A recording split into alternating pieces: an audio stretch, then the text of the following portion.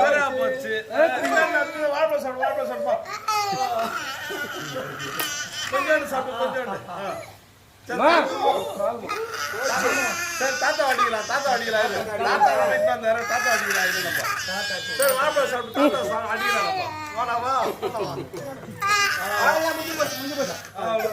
தாத்தா அடிக்கலாம். கை வைக்காதம்மா. கை கூடாதுமா. கை வைக்க பாரு.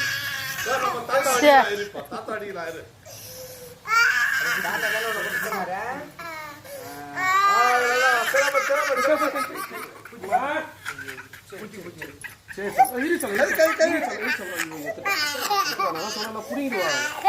சரி பட்டா ஒண்ணு அம்மா